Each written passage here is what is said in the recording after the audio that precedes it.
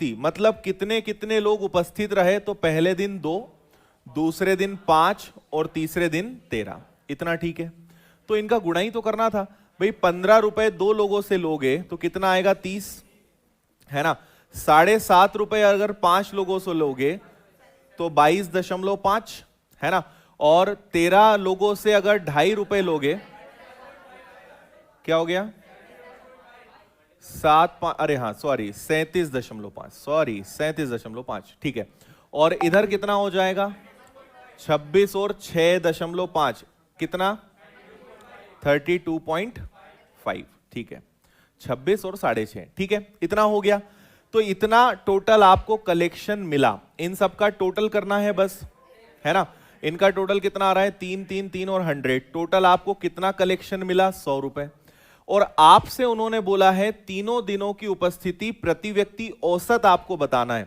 तो मुझे आप ये बताइए कि यहां पे टोटल लोग कितने आए 13, 5 और 2, कितने हो गए 20। और इन 20 लोगों से कितने रुपए वसूल हुए, तो प्रति व्यक्ति औसत वसूली कितनी आएगी 5, इतना सा है बस। क्या दिक्कत थी भाई इसमें बाकी लोगों को? जिन्होंने नहीं किया उन्होंने क्या किया इसमें? हाँ अच्छा, हम देखा ही नहीं है, फिर ठीक है, समझ गए ना। 15 लोग 2 लोग 15 रुपए देंगे, फिर 5 लोग 7.5 रुपए देंगे, और अगले दिन 13 लोगों ने 2.5 रुपए दिया। कुल इतना कलेक्शन हमारे पास आया, और कुल लोग कितने हैं 20, तो औसत कितना हो जाएगा 5। आगे बढ़ जाएं, चलिए। फिर एक और ये वाला भी होमवर्क था, पढ़ लो आप जल्दी से। नहीं करा है तो अभी करें, एकदम सेम पैटर्न है, करिए सब लोग इसको।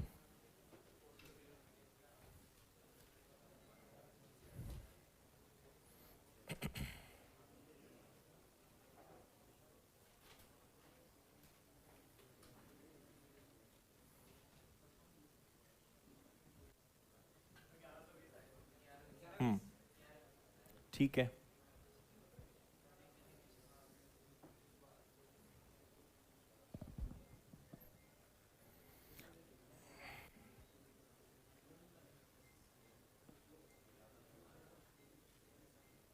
ओके, ये वाला भी सॉल्व हो गया है मैक्सिमम से।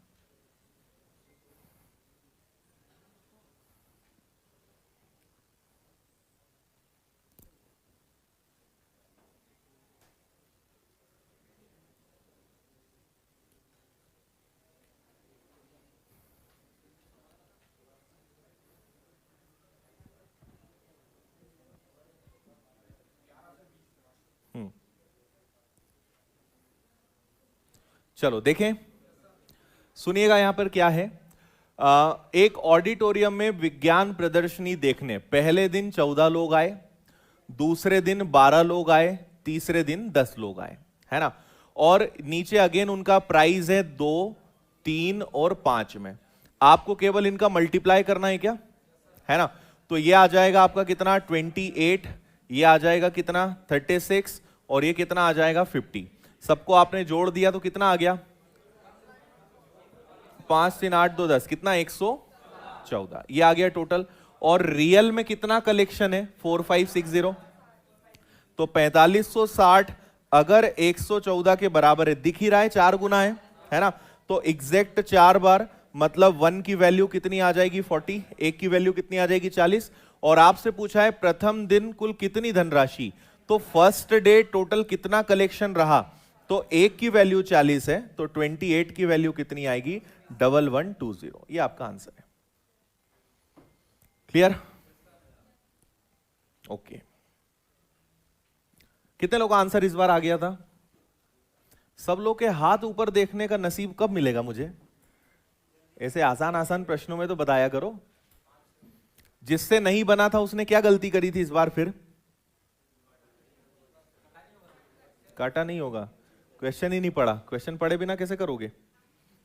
चलो बढ़े आगे, ठीक है, इसको करिए, ठीक है।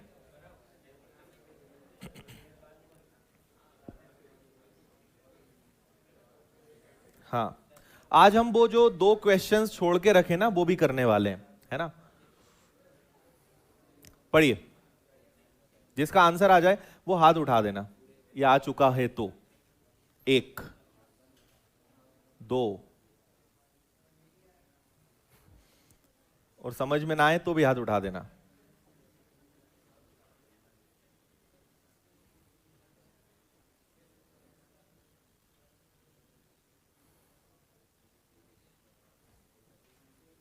चलो ऑनलाइन ऑफलाइन जितने भी बच्चों का आंसर 2,25 आया है एकदम सही है, 2,25,000 सही है। ओके, देखो जो बच्चे ऑनलाइन पढ़ रहे हैं, कल जो आपका 7:30 बजे शाम को सेशन हुआ है वो जरूर देख लेना, आपके बहुत सारे प्रश्नों के जवाब उसमें हैं। ठीक है, बता दूं, देखिए एक संस्था के प्रत्येक कर्मचारी का वेतन 3:4 में बढ़ा दिया गया। अभी तो आपको यह समझ नहीं आएगा कि यहां पे 3:4 का मतलब क्या है, इसका कहने का तात्पर्य क्या है। तो कर्मचारियों का वेतन 3:4 में बढ़ा दिया, इसका मतलब यह है कि अगर पहले हम अपने कर्मचारियों को 3 रुपए देते होंगे तो अब कितना देंगे, 4। पहले अगर हम अपने कर्मचारियों को 3 रुपए देते आए हैं तो अब कितना देंगे, 4। मान लीजिए पहले मैं 30,000 रुपए सैलरी देता था तो अब कितना कर दिया मैंने, 40,000, मतलब 3:4 में वेतन बढ़ गया, सैलरी 3 और 4 में बढ़ गई। समझ गए इतनी बात। तो एक कंपनी ने क्या करा कि अपनी कंपनी की जो एम्प्लॉइज की सैलरी है वो 3 और 4 में बढ़ाई, लेकिन नंबर ऑफ एम्प्लॉइज, कर्मचारियों की जो संख्या है वो किस रेशो में कर दी, 5 और 3 के रेशो में कर दी। इस 5 और 3 का मतलब क्या है, अगर पहले 5 लोग थे तो अब कितने हैं, 3। मैंने आपसे कल भी कहा था कि रेशो में जो दिया जाए उसको हम वैल्यू मान लेते हैं, है ना। पहले हम 3 रुपए देते थे, अब 4 दे रहे हैं, लेकिन पहले 5 लोग काम करते थे, अब 3 ही कर रहे हैं, है ना। तो मुझे यह बताइए कि मैं इन दोनों का गुणा करूंगा तो ये क्या आएगा। अगर वेतन और लोगों की संख्या का गुणा करेंगे तो ये क्या आएगा, खर्च आएगा ना। अरे खुद सोचो, हम 5 लोगों को 3-3 रुपए देंगे तो कंपनी का खर्चा कितना है। अब 3 लोगों को 4-4 रुपए दे रहे हैं तो खर्चा कितना है, 12। तो कंपनी का खर्चा कम हुआ कि बढ़ गया, 3 से दोनों डिवाइड हो जाएंगे क्या, ये 3 से 5 बार, ये 3 से 4 बार। पहले आप कंपनी में 5 खर्चा करते थे, अब कितना कर रहे हो, 4। पहले 5 खर्चा करते थे, अब कितना कर रहे हो, 4। मतलब कितने की कमी हुई, 1 की। जबकि रियल में कितने की कमी हुई है भाई, आपका खर्चा कम हुआ तो ये बच रहा है ना पैसा, है ना। पहले 5 रुपए खर्च होते थे, अब 4 हो रहे हैं, तो आपका पैसा बच रहा है। अनुपात में कितना बच रहा है, 1, जबकि रियल में कितना बच रहा है, 45,000। तो 1 की वैल्यू अगर 45,000 है, और 1 ही तो चाहिए होता है, अगर और कुछ मिलता तो अलग बात थी। 1 की वैल्यू मिल गई है, 1 की वैल्यू अगर 45,000 है तो पूछो, देखो क्या लिखा है, संस्था का पूर्व खर्च क्या था, पुराना खर्चा क्या था। तो पुराना खर्चा 5 मानेंगे कि 4 मानेंगे, 5 मानेंगे। तो 1 की वैल्यू 45,000 है तो 5 का गुणा कर दो, आ जाएगा 2,25,000। यह कंपनी का पुराना खर्चा था। आपसे बोलते हैं कंपनी का नया खर्च बताओ, कंपनी का अब खर्च कितना है, तो 45,000 में आप 4 का मल्टीप्लाई कर दोगे, कितना आ जाएगा, 1,80,000। आया समझ में। तो ये भी वही सवाल था, बस गुणा करना था।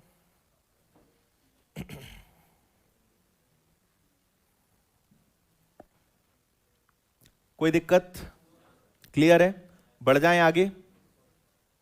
चलिए टाइप नंबर 5। अब यहां से आपके ये सिक्के वाले प्रश्न आते हैं, कॉइन्स वाले जो क्वेश्चंस आते हैं, इनको करने का तरीका हमारा सेम रहेगा, उसमें कोई दिक्कत नहीं है।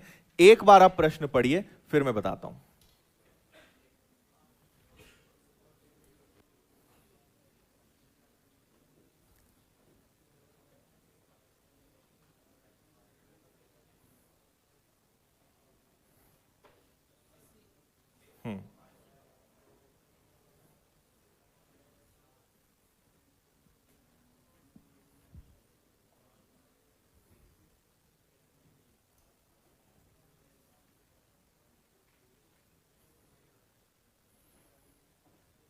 देखिए, एक पर्स में 5 प्रकार के सिक्के हैं, कौन कौन से हैं, अरे सॉरी, 3 प्रकार के सिक्के हैं, है ना, सॉरी।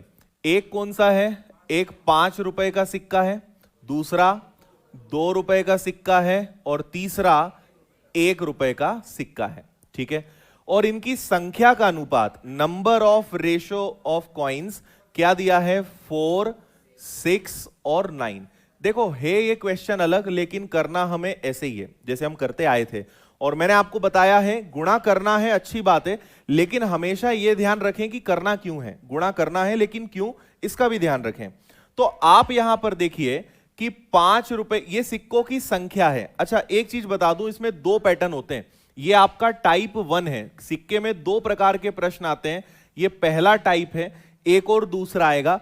इसमें तो आपको दिक्कत नहीं आएगी, लेकिन इसके दूसरा जो पैटर्न है वो कंफ्यूज करेगा। तो थोड़ा सा आप ध्यान दीजिएगा क्या कहा यहां पे जा रहा है। मुझे आप ये बताओ कि ये संख्या का अनुपात है।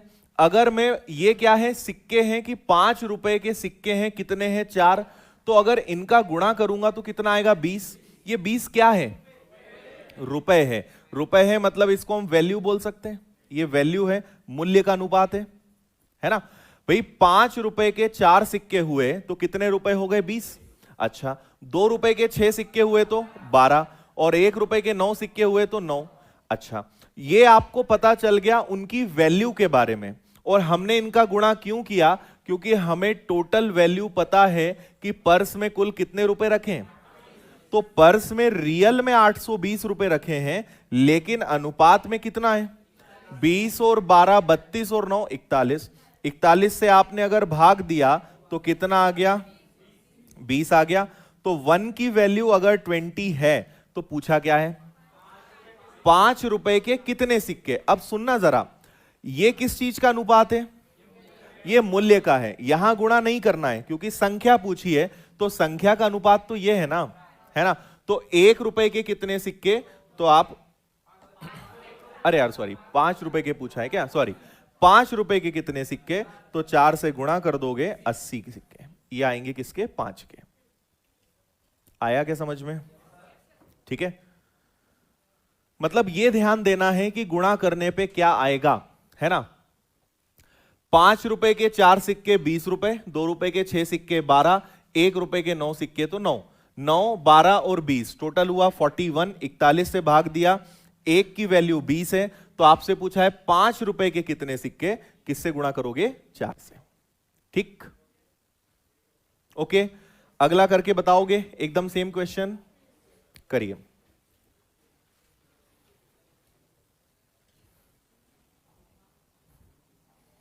क्वेश्चन बड़ा कर दूं क्या थोड़ा, कि दिख रहा है? ऑप्शन हटा रहा हूं मैं ना, कि अभी भी कटेगा।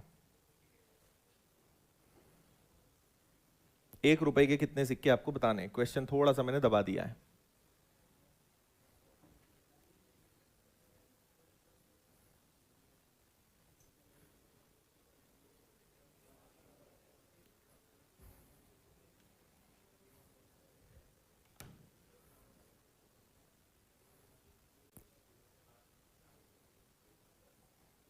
कैलकुलेशन है बस, है ना। थोड़ा बहुत दशमलव आया कि आप लोग ना फिर गड़बड़ कर देते हो।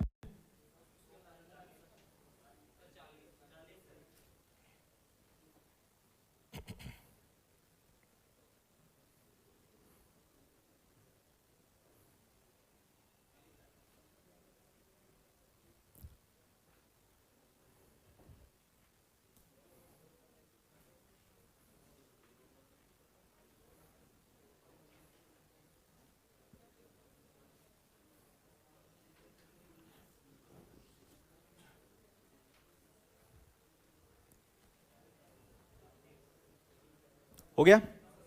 देखो इधर आपके पास 3 प्रकार के सिक्के हैं। सबसे पहला 1 रुपए, दूसरा है 50 पैसे, और तीसरा है 25 पैसे, है ना।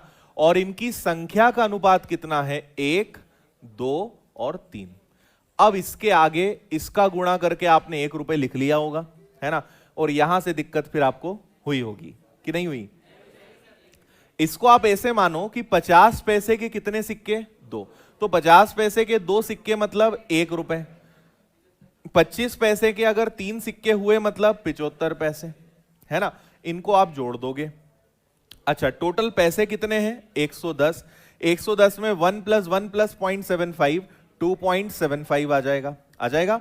तो 110 बटे में 25 दशमलव 275, 110 इधर आ गया 275, और डेसिमल के बाद अगर 2 डिजिट हैं तो ऊपर आप क्या करेंगे? 2 जीरो लगा देंगे। ठीक है, अब इसको सॉल्व करना है। 275 का पहाड़ा आपको याद होगा ही, जो मैं बोल रहा हूं वो करो। 27 का दुगना करो, उसमें एक और जोड़ दो, एक जीरो लगा दो, 550 आया अभी, है ना, ये दुगना हो गया। 550 का दुगना करो, 550 का अरे इधर मत देखो, मुझे देखो, उधर देख रहे हो, सुन मुझे रहे हो।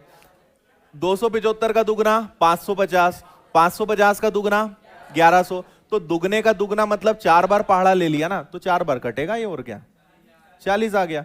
तो एक की वैल्यू कितनी आ गई? 40। और पूछा क्या है? 1 रुपए के कितने सिक्के? एक के कितने? 40 ही आएगा। एक की वैल्यू है तो 40 के 40 ही कॉइन्स रहेंगे, ये आंसर आ जाएगा आपका। ठीक है, आप पैसे बना के भी कर सकते हो कि सबको पैसे में बदल लो, पर ठीक है ना, इतना इसमें भी कोई दिक्कत नहीं है ना। ज्यादा तरीके याद रखने से अच्छा कि जो एक सिंपल तरीका है उसी से हम हमेशा प्रश्नों को करें। बताओ, आया समझ में? पक्का? अब अगला सवाल इस वाले सवाल का उल्टा है, उसको थोड़ा सा पहले ध्यान से पढ़िएगा। एकदम ये वाला तरीका वहां काम नहीं आएगा। प्रश्न को ध्यान से पढ़ेंगे, दिमाग में आप कंपेयर करोगे कि इस सवाल में क्या है और अगले में क्या है, तब आपको ज्यादा बेटर समझ में आएगा। पढ़िए पहले तो आप ध्यान से। क्वेश्चन को मैं थोड़ा सा बड़ा करने की कोशिश करता हूं।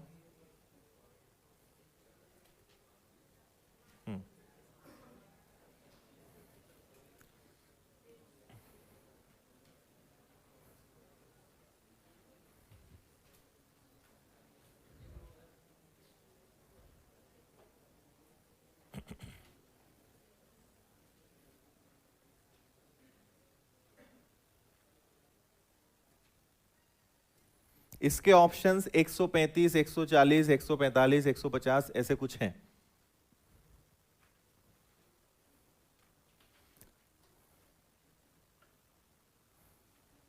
ये कॉइन्स वाले सिक्के का टाइप 2 है, कॉइन्स का टाइप 2।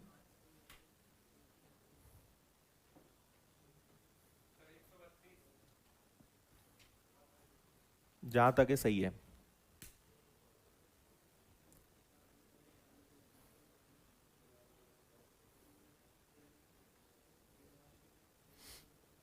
बता दूं? नहीं बताऊं?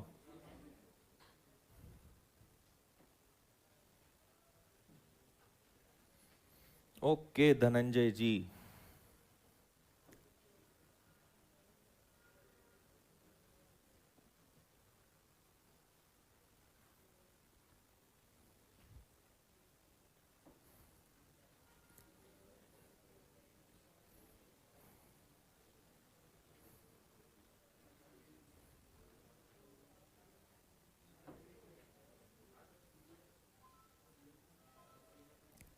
बस करो, कितने सिक्के निकालोगे तुम लोग? बता दूं क्या अलग है इस सवाल में? पहले तो आप मुझे यह बताने का कष्ट करें, इस सवाल में क्या अलग है। इसके पहले वाला जो क्वेश्चन था उसमें सिक्कों की वैल्यू दी रहती थी, है ना, और आपसे सिक्कों की संख्या पूछी जाती थी। इस बार सिक्कों की संख्या दी हुई है और पूछा भी सिक्कों की संख्या ही है ना, मतलब जो पूछा है उसमें चेंज नहीं है। अब आप देखिए, पहले मैं मेथड बताता हूं, फिर एक बार बाद में दोबारा कंपेयर करेंगे। आपके पास अभी भी 3 प्रकार के सिक्के हैं, 1 रुपए के, 50 पैसे के और 25 पैसे के। ठीक है ना, 3 प्रकार के सिक्के आपके पास हैं, और इनके मान का अगर आपने ध्यान से पढ़ा हो तो इनकी वैल्यूज, इनके मान का अनुपात 13, 11 और 7 है। तो ये आ गया आपका 13, ये आ गया 11 और ये आ गया 7। लेकिन एक बात समझना कि ये किस चीज का रेशो है? वैल्यू का रेशो है, उनके मान का अनुपात है। ठीक है। अच्छा, दूसरी बात ये कि आपको प्रश्न में कहा है कि टोटल 378 सिक्के हैं, तो हम कल से एक चीज पढ़ते आ रहे हैं कि जो दिया रहेगा वो कटेगा भी उससे ही। क्या मतलब है मेरा? इसके पहले आपको प्रश्न में वैल्यू दी हुई रहती थी कि 110 रुपए हैं, तो आप इनको रुपए में कन्वर्ट करते थे। देखो इस वाले में आपने क्या किया था, वैल्यू थी तो वैल्यू से वैल्यू कटी, है ना। सिक्कों का आपको टोटल प्राइस दिया था तो आपने प्राइस का वैल्यू का रेशो लिया। अब यहां पे दिक्कत क्या है कि आपको सिक्कों की संख्या दी है, तो संख्या किससे कटेगी? संख्या से। संख्या के लिए किसका अनुपात चाहिए? संख्या का। नहीं आया समझ में? क्या बोला मैंने? अगर क्वेश्चन में वैल्यू दी है तो रेशो भी वैल्यू का चाहिए, और अगर क्वेश्चन में सिक्कों की संख्या दी है तो अनुपात भी किसका चाहिए? संख्या का अनुपात चाहिए। इतनी बात समझ में आ रही है? अब हम संख्या कैसे निकालेंगे इस बात को जरा सुनिएगा। ये क्या है? फिर से बोलो, तेरा मत बोलना। ये क्या है? ये वैल्यू है। आप मान लो कि ये 13 रुपए हैं। 13 रुपए के अंदर 1 रुपए के कितने सिक्के होंगे भाई? 1 रुपए के कितने सिक्के मिलकर 13 रुपए बनेंगे? और मैं आपको फिर बता रहा हूं कि ये हम संख्या का अनुपात ला रहे हैं, नंबर ऑफ कॉइन्स का रेशियो ला रहे हैं। तो 1 रुपए के सिक्के मिलकर बनेंगे 13 जब 13 सिक्के होंगे। फिर बताना 11 रुपए के अंदर 50 पैसे के कितने सिक्के होंगे?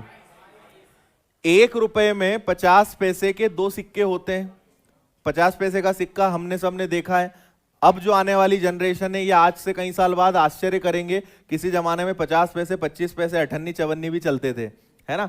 तो आपने तो खैर देखा है ना, 1 रुपए में 50 पैसे के कितने सिक्के होते हैं? 2। तो 11 रुपए के अंदर कितने सिक्के होंगे? 22। और 1 रुपए के अंदर 25 पैसे के 4 सिक्के होते हैं, तो 7 रुपए के अंदर कितने होंगे? 28। ये आ गया संख्या का अनुपात। अब इनका योग करके भाग दे सकते हो। आया समझ में? ना समझ आए तो कभी भी 1 रुपए रहे तो 1 का गुणा करना है, अगर 50 पैसे है तो दुगना करना है, 25 पैसे है तो 4 गुना करना है। 1 का 13 में गुणा करा 13, 2 का 11 में गुणा करा 22, 4 का 7 में गुणा करा 28। लेकिन आपको यह भी पता हो गया होगा कि हम 2 का या 4 का गुणा क्यों कर रहे हैं। ठीक है, चलो अब आपके पास टोटल 378 सिक्के हैं, जोड़ दो, 2 2 4 5 और ये 63। 63 आ गया। 63 से ये 6 बार कटेगा क्या? देखो 36 और 18 एग्जैक्ट कितनी बार कट रहा है? 6 बार। अब जरा ध्यान देना, आपसे पूछा है 50 पैसे के सिक्कों की संख्या। 50 पैसे के सिक्कों की संख्या, ये संख्या का अनुपात है, तो गुणा किसमें करोगे? तो 6 का गुणा आप इसमें कर दोगे तो 50 पैसे के कितने सिक्के आएंगे? 132 आएंगे। आया? तख्ता पलट हो गया पूरा। इसमें समझ में आया कैसे करना है? ठीक है, एक बार और मैं रिपीट कर रहा हूं, है ना। इसके पहले कि ऑनलाइन में कुछ बोलें और ऑफलाइन में कोई शर्म के मारे हाथ ना उठाए, उसके पहले ही मैं बता देता हूं। सुनिए, ये आपको बस देखो शब्दों पे ध्यान देना है, और ये केवल इस प्रश्न से मतलब नहीं है, पूरे मैथ्स का नियम है। अगर आप जब तक प्रश्न को ध्यान से नहीं पढ़ोगे तब तक आपसे प्रश्न सीखा बनना ही नहीं है ना।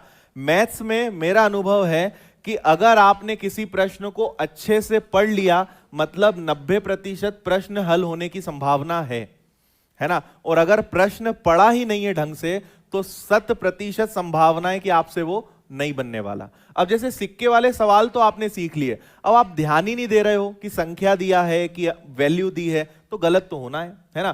क्योंकि हमें तो आदत है सर, हम तो गुणा कर देंगे, जो होगा देखा जाएगा। तो गुणा ये भी तो देखो कि गुणा करना है कि क्या करना है। ठीक है, ये वैल्यू का अनुपात है। 13 रुपए के अंदर 1 रुपए के 13 सिक्के होंगे। 11 रुपए के अंदर, हमने इसको रुपए मान लिया है, 1 रुपए के अंदर 50 पैसे के 2 सिक्के होते हैं, तो 11 रुपए के अंदर कितने होंगे? 22। और 1 रुपए के अंदर 25 पैसे के 4 सिक्के होते हैं, तो 7 से गुणा कर दोगे 28। 28, 22 और 13 टोटल हुआ 63। 1 की वैल्यू कितनी आ गई? 6। और आपसे पूछा है 50 पैसे के कितने सिक्के, संख्या पूछी है, अनुपात आप संख्या वाले में गुणा करोगे, 6 का गुणा 22 में करोगे, 132 सिक्के होंगे किसके? 50 पैसे के। कोई दिक्कत? पक्का? बढ़े आगे? चलो इसको पढ़ो ध्यान से, 2 बार पढ़ना इसको अच्छे से।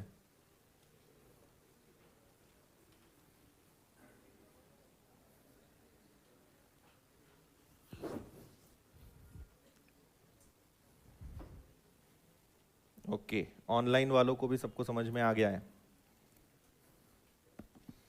ये स्क्रीन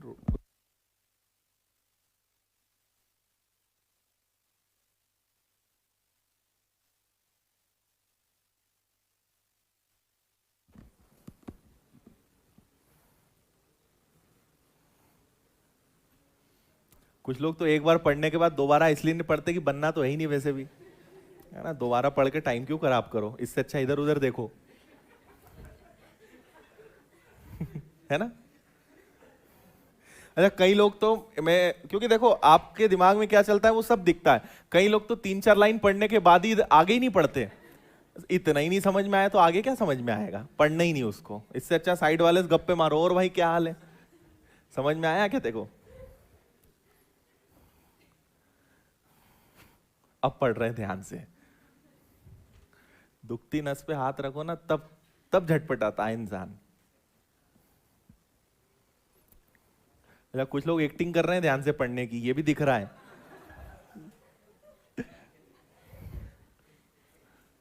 कि सर की नजर मेरे ऊपर है इसलिए ऐसा दिखाऊं कि सर मैं वैसा बच्चा नहीं हूं, तो और दिख रहा है फिर तो कि तुम ही वो बच्चे थे। पढ़ लिया चलो देखो इधर, एक बैग में 25 पैसे, 50 पैसे और 1 रुपए के सिक्के हैं। सिक्कों की कुल संख्या 220 है। यहां तक तो सब ठीक था, उनका कुल मूल्य 160 है। अब कई लोग बोलेंगे यार पहले होता था ये कि संख्या पूछते थे, संख्या भी दे दी, मूल्य भी दे दी, मतलब कुछ ना कुछ खतरनाक होने वाला है। जो हमें आता था वो तो दोनों दे दिया, है ना। थैले में 1 रुपए के सिक्कों की संख्या 25 पैसे के सिक्कों की संख्या की तिगुनी है। 50 पैसे के सिक्कों की संख्या कितनी है? चलो मैं बता देता हूं, इसमें बिना किसी चीज को हम टेंशन लिए। इसका करने का तरीका थोड़ा सा अलग होगा। ये वाला तरीका 2 चीजों से हो सकता है, या तो एक्स से करें या फिर हम इसको थोड़ा सा लॉजिकल करें, है ना। तो मुझे पूरी उम्मीद है कि आप मेरा इसमें ही सपोर्ट देंगे। और मैं सही बताऊं तो एक्स से कैसे करेंगे मुझे आता नहीं ये वाला, ठीक है। तो अपने पास एक ही ऑप्शन है, लॉजिक से करना।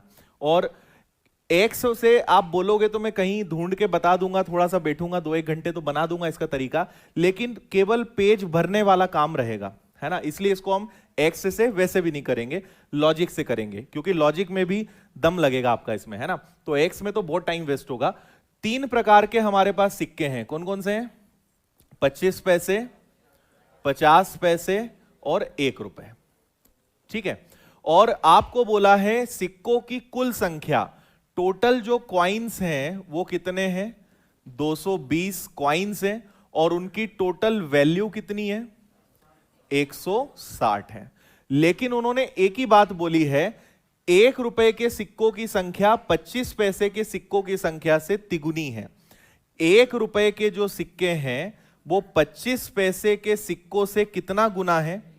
3 गुना है, ठीक है। इसको अगर मैं 1 मानूंगा, 1 के सिक्के 3 गुना है ना, तो इसको 3 मानना पड़ेगा क्या? अब बचा कौन? 50 पैसे। इसके बारे में कोई जानकारी उपलब्ध नहीं है, ठीक है। अब सुनिएगा हम इसमें क्या लॉजिक लगाएंगे। हम यहां पे एक मेथड का यूज करेंगे, जो शब्द आपको कभी कभी सुनने को मिलेगा मुझसे, वो है हिट एंड ट्रायल। किसी ने सुना ये शब्द पहले? तुम लोग कौन से ग्रह के हो? पृथ्वी के ही हो? हिट एंड ट्रायल शब्द नहीं सुना कभी? वो सलमान खान वाला बात नहीं कर रहा हूं मैं, ना। हिट एंड ट्रायल वाला जो केस चल रहा है, कौन सा केस? हिट एंड रन, है ना, वो केस नहीं है ये हिट एंड ट्रायल है। हिट एंड ट्रायल का मतलब होता है कि जब आप प्रश्न को ऑप्शन से भी ना कर सको, है ना, ये ऑप्शन से भी हल नहीं होगा, तो फिर हम क्या करेंगे? ट्राई मारेंगे, कोशिश करेंगे क्या क्या इसमें लग सकता है। इसको बोलते हैं हिट एंड ट्रायल। आने लगेगा समझ में। हम एक छोटा सा काम करते हैं, इन दोनों को थोड़ा सा आसान बनाते हैं। आप अभी ये मत सोचना कि ये क्या हो रहा है, जो हो रहा है बस उसको देखते जाना। फिर जब मैं दूसरी बार समझाऊंगा तब आपको समझ में आएगा, क्योंकि ये सीजीएल मेंस का क्वेश्चन है ना, इसलिए थोड़ा सा दमदार सवाल है, देखते जाओ बस आप। मुझे एक बात बताओ कि मैं दोनों में 10 का भाग दे दूं, जा सकता है क्या दोनों में 10 का भाग?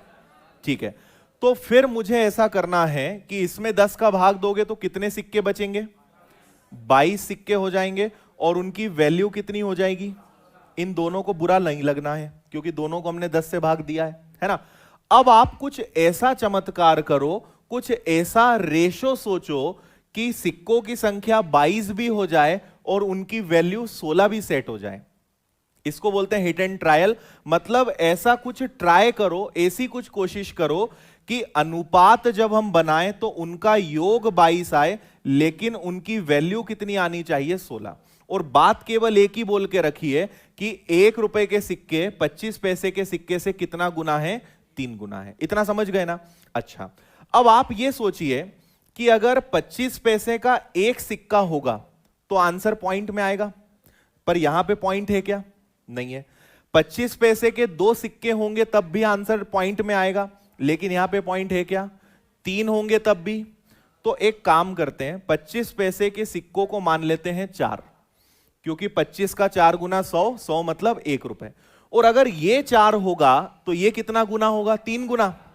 मतलब ये कितना होना चाहिए? 12 होना चाहिए। हां या ना बोलते रहा करो, है ना? उससे क्या है, मुझे ऐसा लगता है कि हां तुम लोग यहीं सुन रहे हो। अगर ये 4 होंगे तो ये कितने होंगे? 12 होंगे। पक्का? चलो, टोटल कितने सिक्के होने चाहिए? 22। 22 में से कितने हो गए? बोलो, ऐसे देख क्या रहे हो? 12 और 4 कितना होता है? 16 ना? 22 में से कितने हो गए? तो बचे कितने?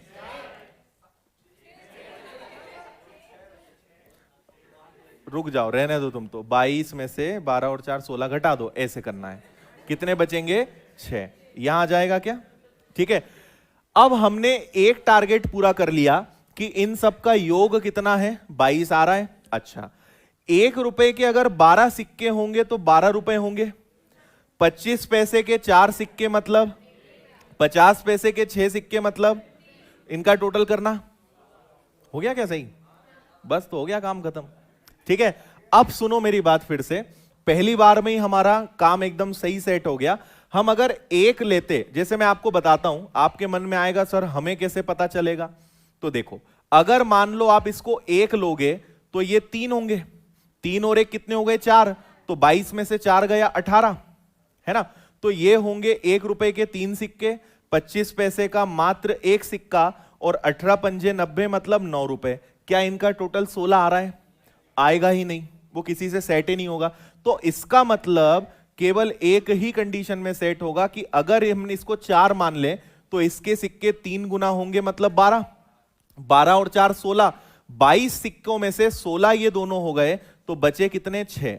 1 रुपए के 12 सिक्के मतलब 12 रुपए। 25 पैसे के 4 सिक्के मतलब 1 रुपए।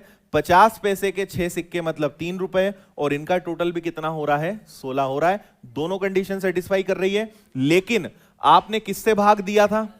सब में 10 का गुणा करो, सिर्फ एक 0 लगा दो, आपका पूरा प्रश्न खुल गया। अब आपके सामने आपको पता चल गया कि 1 रुपए के यहां पे 120 सिक्के हैं जिनकी वैल्यू 120 है। इधर भी एक एक 0 बढ़ा दो, है ना?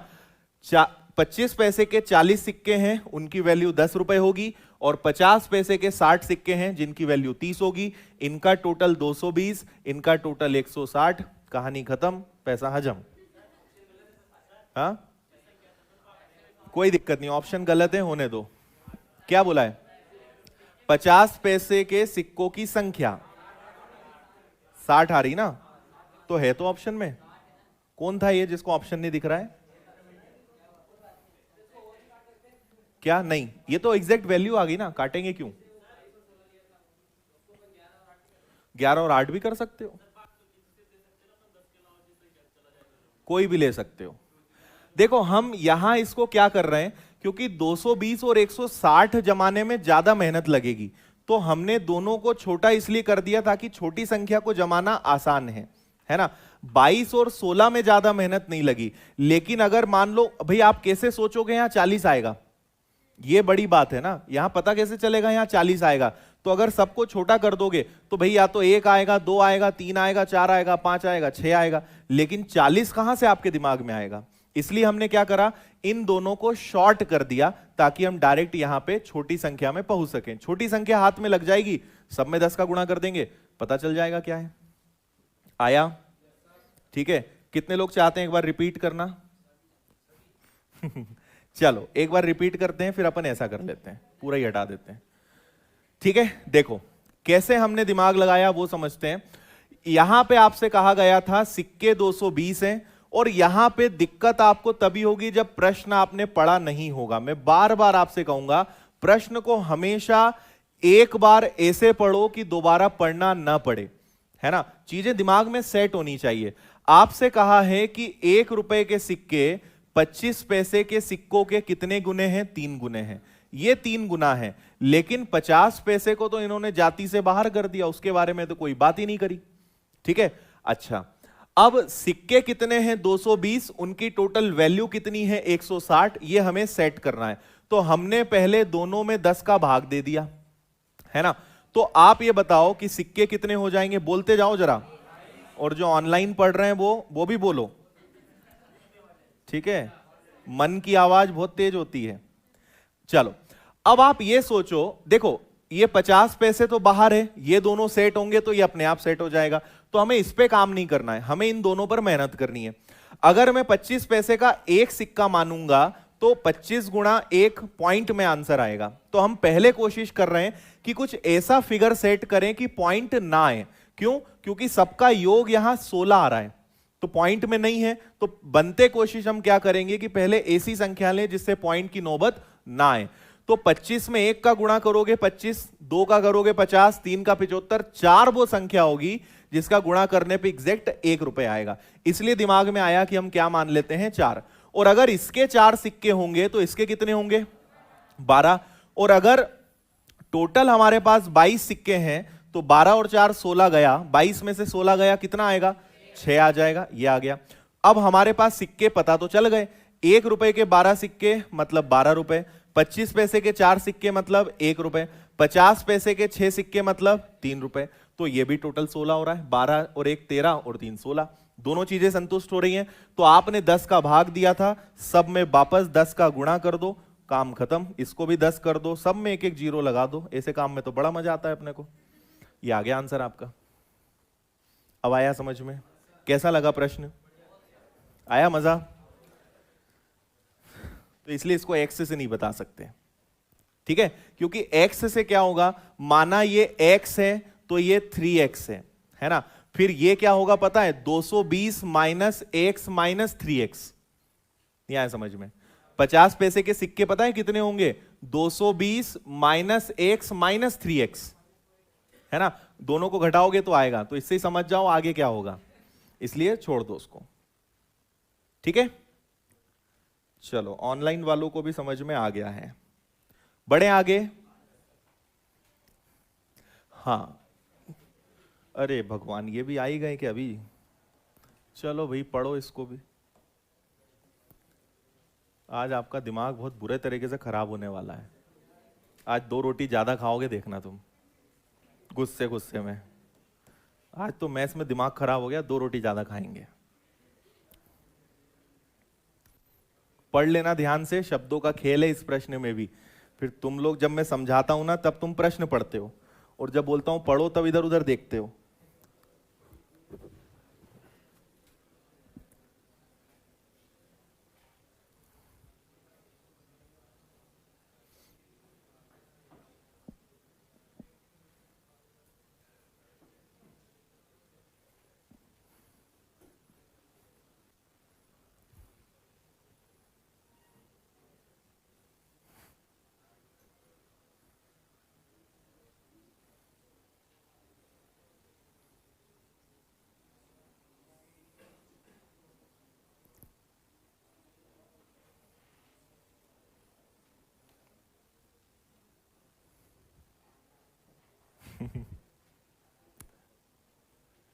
ऑनलाइन में हमारे एक स्टूडेंट बोल रहे हैं सर धुआं उड़ गया। धुआं धुआं माहौल हो गया। पढ़ लिया? समझ में तो नहीं आया? नहीं आया ना? चलो बढ़िया, यही होना चाहिए। अब इसके 2 तरीके हैं वापस से, पहला एक्स और दूसरा लॉजिक। इसमें एक्स भी आसान है, तो मैं आपको दोनों तरीके बताऊंगा, फिर आपको जो अच्छा लगेगा उसके बाद फिर एक और प्रश्न है इसी प्रकार का, उसको आप उसी से करना, ठीक है। दोनों तरीके मैं बताता हूं, आप जरा ध्यान से सुनिएगा, ठीक है। पहले कौन सा बताऊं? लॉजिक वाला बताऊं? ठीक है, तो पहले तो आप प्रश्न को देखो ही मत। अगर लॉजिक से देखना है तो फिर उधर मत देखो, पहले लॉजिक का लॉजिक सुनो, ठीक है? जो आपको मेथड लगानी है उसमें भी एक लॉजिक लगेगा, वो सुनिए। मैं आपसे कहूं कि ए और बी का रेशो है 3:4, मैं ऐसे लिखता हूं, देखो ये 3 है, ये 4 है, ये 3 कौन है? ए, और बी कितना है? 4। प्रश्न से अब प्रश्न की हम बात ही नहीं कर रहे अभी, है ना? प्रश्न को कैसे करना है उसके लिए एक टेक्निक मैं आपको सिखा रहा हूं, और ये वाली टेक्निक आपको मिश्रण में बहुत काम आएगी, जब दूध पानी मिलाने के वाले प्रश्न आएंगे, है ना, वहां काम आएगी। तो आप ये समझ लो कि ए अगर 3 है, बी 4 है, ठीक है?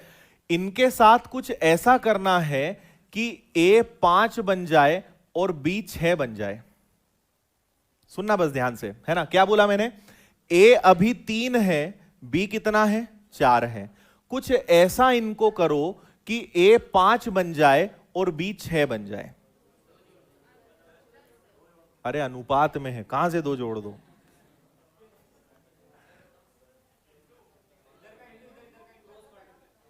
करो, उससे क्या होगा? तो कर लो क्रॉस मल्टीप्लाई, 6 तिया 18, 5 चौक 20। अब क्या करूं मैं? क्या करें इसका? हाँ, ये वाले सवाल कैसे आएंगे मिश्रण में, वो सुनना। मिश्रण में सवाल ऐसे आते हैं कि एक बर्तन में दूध और पानी का अनुपात 3:4 है, कितना दूध और पानी मिलाया जाए ताकि दूध पानी का अनुपात 5 और 6 हो जाए? सुना होगा ये सवाल, है ना? चलो, इतना काफी है। अब सुनो, अगर किसी भी चीज को, कोई भी अनुपात को आपको एक दूसरे अनुपात में बदलना है, तो सबसे पहले उनको बराबर कर लो। सबसे पहले क्या कर लो? बराबर कर लो। जैसे मान लो, एक उदाहरण देता हूं मैं, एक लाइन इतनी बड़ी है, एक लाइन इतनी बड़ी है, ठीक है? 2 अलग अलग लाइन है, तो हम क्या करेंगे? पहले दोनों को बराबर कर लेंगे, ठीक है? पहले दोनों को बराबर कर लेंगे, फिर वो बोलेंगे कि भाई हाँ, अब आप दोनों को एक साथ बढ़ाओ, तो अब दोनों की ग्रोथ साथ साथ में हो जाएगी, है ना? मतलब हम क्या करेंगे? पहले इन दोनों को बराबर करेंगे। कैसे बराबर करेंगे? इसमें आप गुणा कर दो 4 का, और इसमें गुणा कर दो 3 का, ठीक है? उससे क्या होगा कि ये भी क्या बन जाएगा? 12, और ये भी क्या बन जाएगा? 12 बन जाएगा, ठीक है?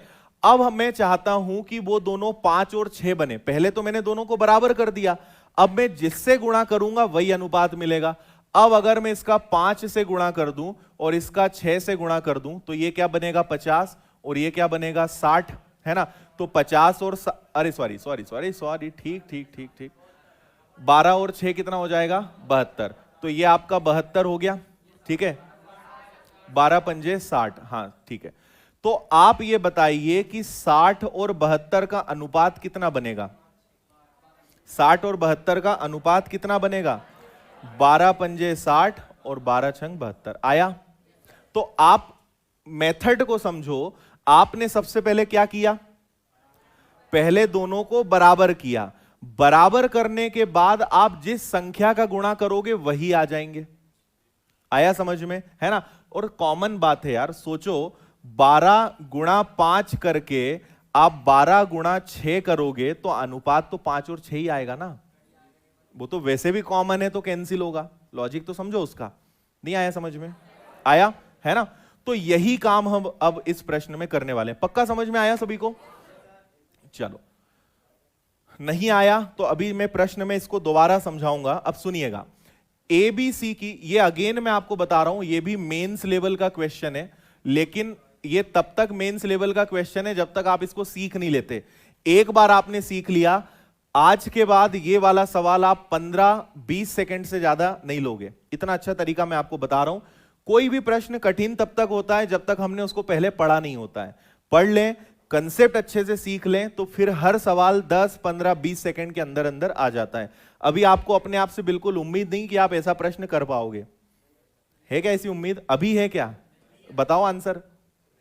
नहीं है ना? तो नहीं बोलो ना, ठीक है? लेकिन 10 मिनट बाद क्या होगा, इसी का एक और सवाल मैं दूंगा और आप वो आराम से कर लोगे, है ना? लेकिन पहले पूरा अच्छे से सुनना है हमें ध्यान से। तो आपसे कहा क्या गया है कि ए, बी और सी का अनुपात कितना है? इनकम का अनुपात कितना है? 3, 4, और 8।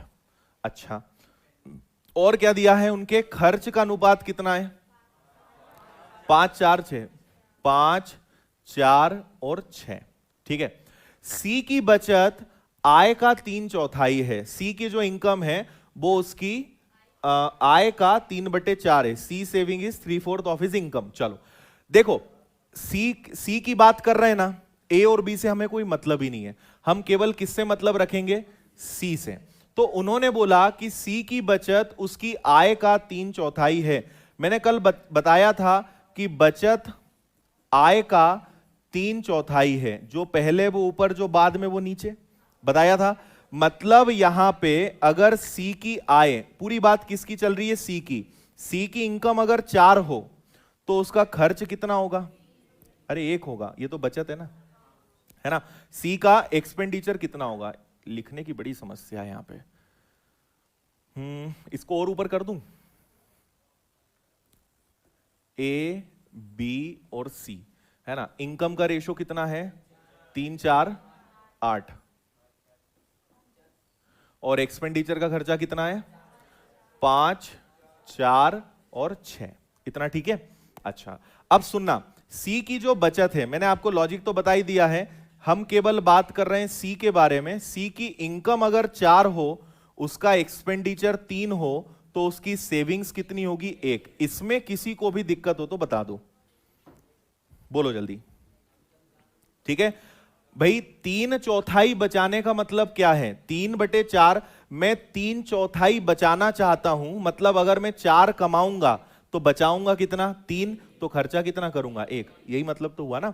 अगर सी 4 कमाएगा, 3 बचाने का बोला है क्या? बचत उसकी आय का 3/4 है ना। कहां से सही है? ये 3 है, ये 1 आएगा ना। पढ़ो, बचत 3 होना चाहिए ना। बचत आय का 3/4 होना चाहिए। अगर 4 कमाए तो 3 बचाए, तो खर्चा कितना करे? ये मतलब हुआ इसका। ठीक है, अब सही है ये। बताओ, आ गया समझ में? अगर 4 कमाओ तो 3 बचाओ, तो खर्चा कितना करो? 1 का। ठीक है। अब मुझे ये बताओ कि सी की इनकम यहां कितनी है, जबकि होनी कितनी चाहिए? और सी का खर्चा यहां कितना है, जबकि होना कितना चाहिए? अभी एक टेक्निक बताई थी मैंने, हम कुछ ऐसा करें कि इन दोनों को 4 और 1 बना दें। ठीक है, सबसे पहले क्या करेंगे? बराबर। इसको किससे गुणा करोगे? देखो, 8 और 6 को 24 भी कर सकते हैं ना, 48 क्यों करें, 24 कर लेते हैं। तो इसको गुणा करते हैं 3 से, और इसको गुणा करते हैं 4 से। उससे क्या होगा? ये भी 24 बन जाएगा, ये भी 24 बन जाएगा, हाँ या ना? बराबर हो गए। अब फिर मुझे इनकम 4 चाहिए, तो इसमें 4 का गुणा और करेंगे, और खर्च 1 चाहिए, तो इसमें 1 का गुणा करेंगे। नहीं आया समझ में? आ गया। अगर मैं 3 का गुणा करूंगा तो ये 24 बन जाएगा, और अगर 6 का, इसमें 4 का गुणा किया तो ये भी 24 बन जाएगा। दोनों बराबर हो गए। लेकिन मुझे इनकम तो 4 के अनुपात में चाहिए, तो मैंने 4 का गुणा कर दिया, और मुझे खर्चा 1 के अनुपात में चाहिए, तो मैंने 1 का गुणा कर दिया। इतनी बात समझे? तो कुल मिलाकर हमने कितने का गुणा किया? बोलते जाओ, आंसर आने में बस कुछ ही सेकंड बचे। कितने का गुणा किया? और यहां कितने का गुणा किया? और जब अनुपात का एक नियम और होता है कि जब किसी एक में गुणा करोगे तो बाकी लोगों को भी बुरा नहीं लगना चाहिए, सब में गुणा करना पड़ेगा। तो अब देखना जरा, ठीक है। आप मुझे बताइए कि आप यहां किसका गुणा कर रहे हो? 12 का। 12 का गुणा 3 में करो, 36। 12 का 4 में करो, बोलो। 12 का 8 में करो, 96। ये इनकम हो गया। एक्सपेंडिचर पे आओ, ये किसका गुणा कर रहे हो? 4 का। 4 का 5 में करो, 4 का 6 में करो, कहां पे 16?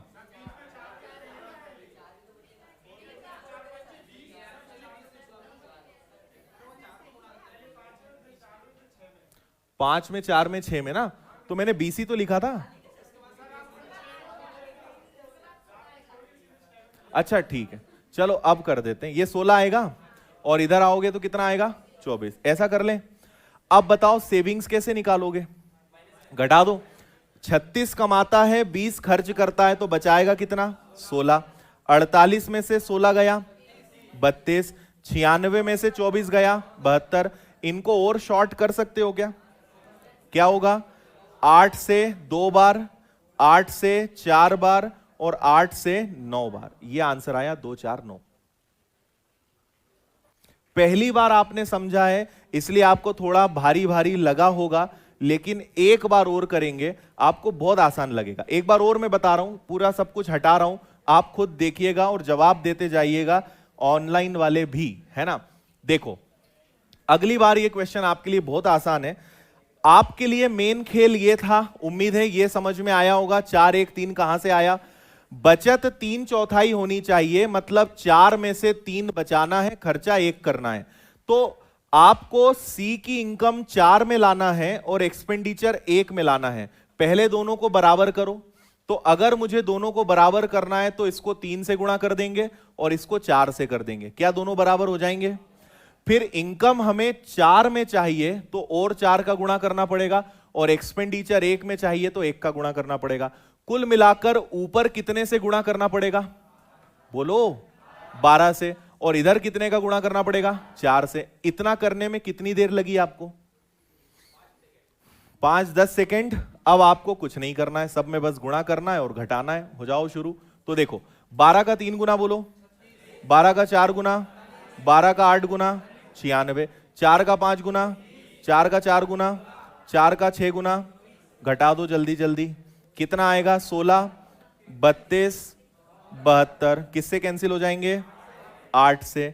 तो ये कितना आ जाएगा? अरे लिखने तो दो, 2 ये 4 ये 9। ये आंसर आ गया। अब ईमानदारी से बताओ कठिन था या आसान था? आसान था पक्का?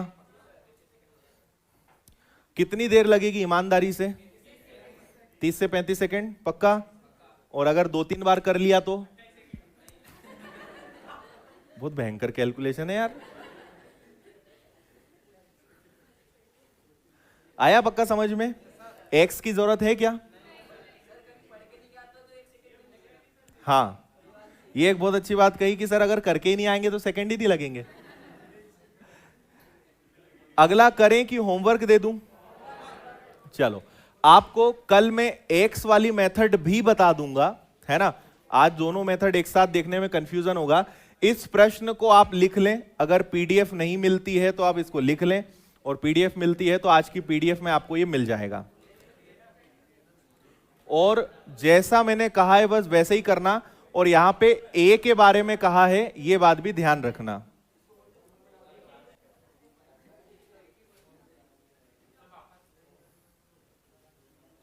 क्या सॉल्यूशन की फोटो लेना है?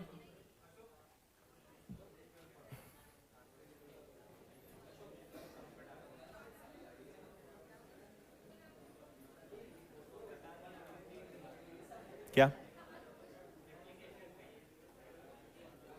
ऑफिस में बात करो ना, मिल जाएगा। हो गया? चलो, तो उम्मीद है आज भी आपको मजा तो आया होगा कि नहीं आया? आया? क्लियर? चलिए, तो आज यहीं खत्म करते हैं। बहुत बहुत धन्यवाद आप सभी का। जय हिंद, जय भारत। बोलिए भारत माता की। बहुत बहुत धन्यवाद।